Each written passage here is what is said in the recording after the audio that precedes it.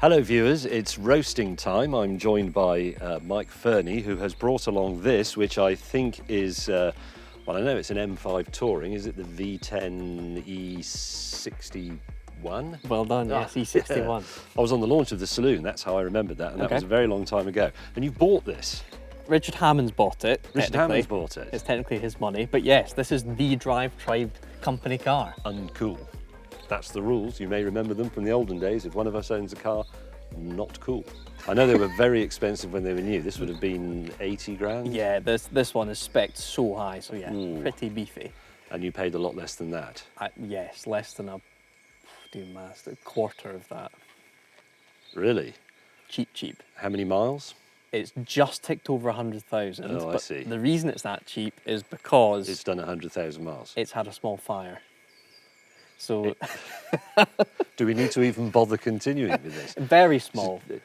So back right. There's no small fire in the car. It's just a bloody fire. Back right, the battery terminal basically shorted against the bodywork, and there was a small flame here, and it licked the Alcantara roof lining, which financially, because it's Alcantara right the way along, that financially wrote off the car. But easy fix. The roof lining wrote off the car? Yes. That must tell you something. Yes. That is shameless plug? That is because people just think this is a 520D. But the second they see that, they're like, oh shit, that's the DriveTribe M5. But it just drives past people, unlike our other car, but we'll get to that later on. Right, okay. Right, what I remember about these, apart from that they were very expensive and they didn't sell very many. Did you like them on the launch? Not particularly. No. I drove the saloon, the V10 M5 saloon. Yes. I thought it was too cumbersome and it felt sort of overtired and overwrought. But since the launch, things that emerged were catastrophic depreciation. Yes. Terrible fuel consumption. I mean, really, like worse than a Ferrari. I'm getting 17 from this currently. You see, I can do better than that in the 458 Speciale. Ouch. Unreliable? Our one's been great, but yes, they are known to properly launch their engines. Yes. They spin rod bearings, and that just writes off the engine fully. Okay, so very complicated engine, Yep. basically the heart of the car, that's what distinguishes it, but that's the bit that breaks. It's got a single clutch robotised paddle gearbox, Yes. which is a bit... When you're flat out, fine. Around town, not great. So, depreciation, bad fuel consumption, unreliable engine, terrible gearbox. I can see where you're going with this. But you didn't have to pay too much for it because of the catastrophic depreciation. Have you tinkered with it in any way? Very slightly. We actually asked the audience what they wanted us to do with it, and they said, don't touch it, it's I would agree. immaculate. But we have put carbon fibre intakes on it, which have upped it by about 10 horsepower. So this is putting out 518 V10 horsepower. So 508 just wasn't really enough, was it, in an estate car? No. Okay. And, oh yeah, what, I don't know her actually, but what else? Do they have any other effect? Carbon fibre intakes? It's got a very nice intake noise. It already had a nice one, but it's even nicer. And we're going to hopefully in future put a full carbon fibre plenum. So the full intake box will be carbon fibre, which will make it sound even better. Are you a fan of a V10 sound though? Yes, I think a V10 is a sophisticated sound and it's a sophisticated type of engine. There's no denying that. But the gearbox sort of renders it all a bit pointless, doesn't it? I remember the gearbox was poor. We have got plans for that. Basically, when you're absolutely flat chat, so either on track or out in the country, it's fine. It's actually pretty punchy, kind of like in a Lamborghini. But around town, super dodgy. So we do have plans to fix that in some way. With? The manual gearbox from an M3. So 6-speed gearbox that can basically deal with the same amount of power. You're going to... Will that fit? It should fit. Will I've it been cope told with the there power? won't need to be any welding, so it's just kind of a straight swap.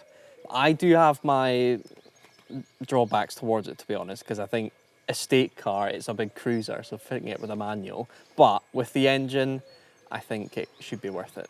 How are you going to make which is the bit that would bother me, how are you going to make the interior look right? Are you going to be able to make it the sticks sprout through that existing hole without it just being a load of cable ties and gaffer tape and bollocks? Absolutely. There's a company called Everything M3s that specifically work on the MT CSLs. So they do this day in, day out.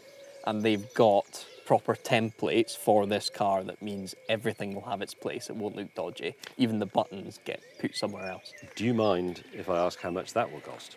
It'll cost us nothing because we are in the world of YouTube. But I know in the grand scheme of things, that's a good 7-8 grand job. Not too bad in the world of V10 500 horsepower I would cars. say it's a lot because when I buy a car, it's generally already got a gearbox in it and I don't have to pay extra.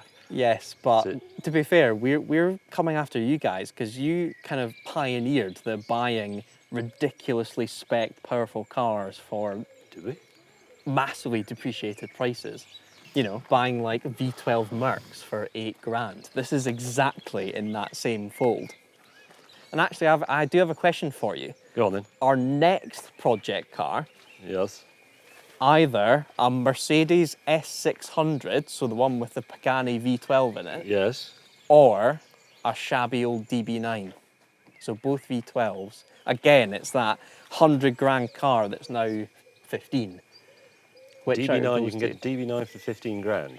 Even a really bad one. I was going to say that's Like going to be fire damage leggy, level. tired. Or an S600. I would be tempted. I would have the S600. Good, Partly that's because the one of my cheaper mates has a DB9 and I'm constantly having to jump start it for him.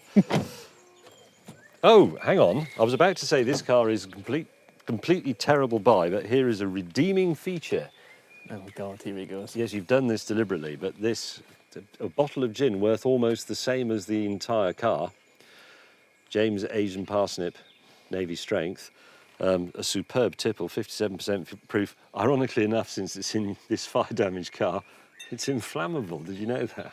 Yes. Could you buy our M5 with the profits of James Gin? No.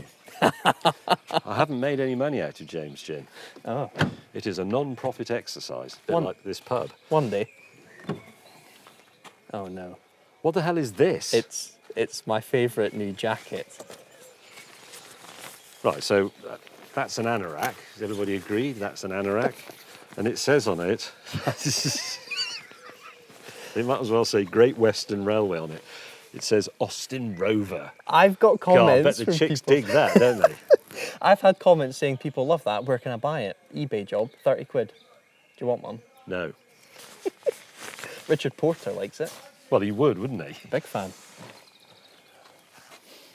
It has that slightly past its prime luxury car smell, which is sort of old leather and slightly manky plastic. I bet it hasn't got the owner's handbook. Oh, but it does have. Oh, well, look at that. A bottle of James Gin Asian Parsnip in the glove box. Who would have thought?